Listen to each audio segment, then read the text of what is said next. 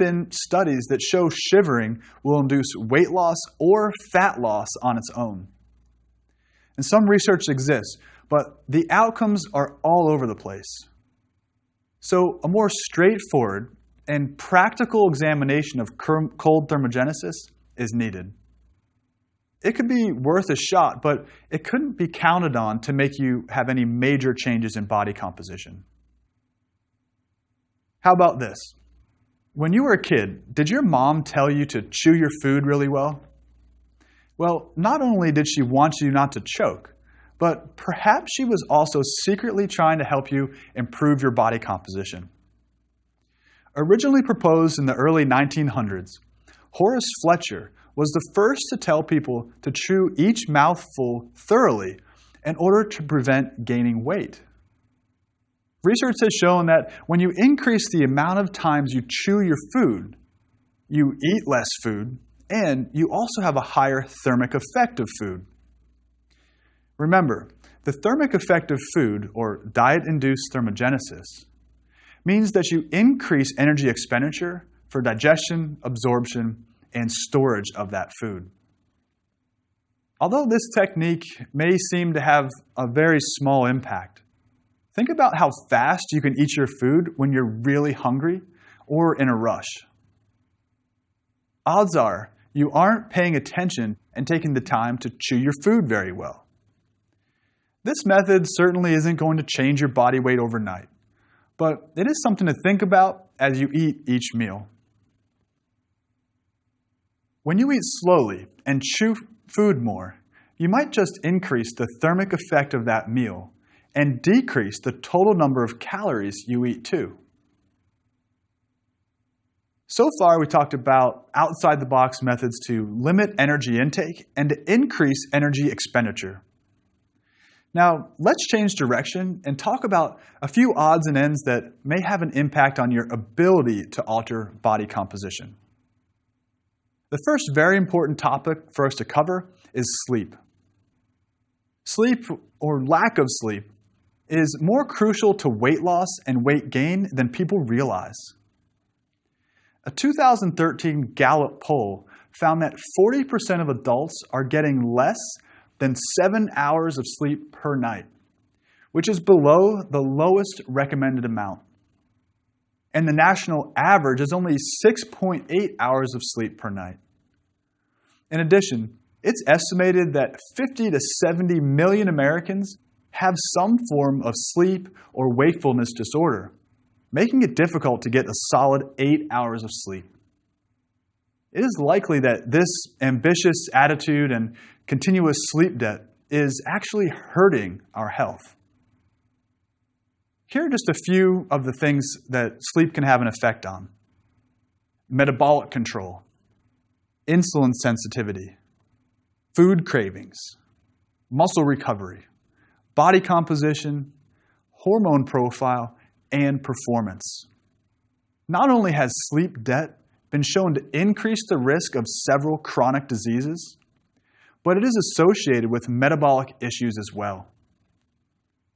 A 2010 study found that adults who got less than 8 hours of sleep per night were hungrier for high carbohydrate foods, putting them at risk for glucose and insulin problems.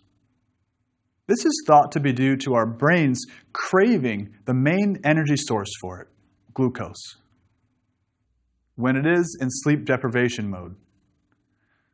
Another study found that longer sleep duration was associated with lower BMI and better dietary behaviors. And although more research is needed, it appears that extending or improving your quality of sleep will improve your performance too. Also, sleep is a time for your body to heal and recover. This is a time for your muscles and just about every cell to repair and regenerate.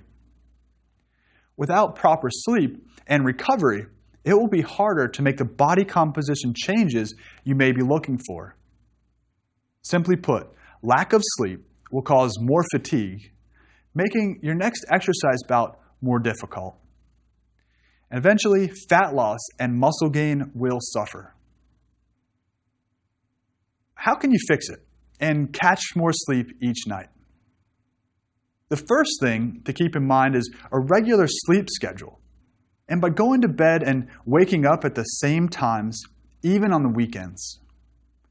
This helps your body to develop a consistent sleep-wake cycle, making it easier for you to fall asleep at night and feel more rested in the morning. I know this is tough in real life, but give it a try. Second is to manage stress and try to do something relaxing before crawling into bed each night. This does not include spending time on your laptop, iPad, or phone before you go to bed, or while lying in bed. Screen time gets your brain revved up and makes it harder for the body to relax and shut down. Turning off your electronics at least 30 minutes before you try to go to sleep is a really good idea. Time spent tossing and turning, thinking about all of the stuff that needs to get done can prevent you from getting adequate sleep during the night. When you're restless, try writing down a list of things that are on your mind, or wind down by reading a book. Lastly, it's important to take note of what you are eating and drinking in the hours before you doze off. Several studies have found that supplementation with bioactive peptides naturally found in milk were linked to more restful sleep patterns and relaxation. For example, one study in 60 women with sleep difficulties had a 65% improvement in their symptoms when consuming the bioactive peptides from milk proteins before bed. So try drinking a small cup of milk before going to sleep.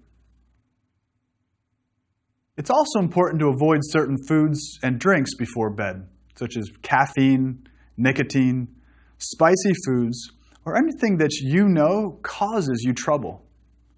Caffeine and nicotine can act as stimulants, making it hard to doze off, and spicy foods or eating a large meal may cause uncomfortable heartburn throughout the night. Sufficient sleep is very important, and if you don't get enough, it can seriously affect multiple systems of your body, especially body composition. But what else can impact your multiple systems in your body and make it difficult to improve body composition? This one usually isn't something that you would take notice of right away when looking for ways to alter body composition, but it could be playing a major role. I'm talking about a new surge in attention to the influence of environmental pollutants on your body composition. Obesogens are chemicals in the environment that could alter your metabolism and make you have trouble losing fat. Some examples of obesogens are pesticides, pharmaceuticals, and chemicals in plastics, cans, and personal care products, just to name a few. One of the most common is BPA, or bisphenol A. This is found in all types of plastic products, like storage containers and some water bottles. Others are found in some detergents and certain types of flame-retardant materials.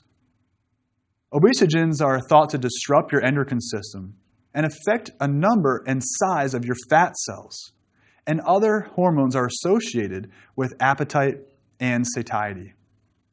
These alterations to the endocrine system might result in fat gain over time.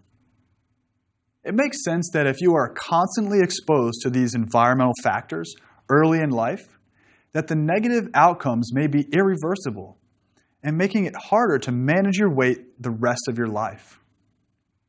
Now, we don't know exactly how much exposure will make some of these compounds active in your body. So it's best to avoid exposure. When possible, try filtering water, choosing organic foods, and choosing glassware over plastic when you can.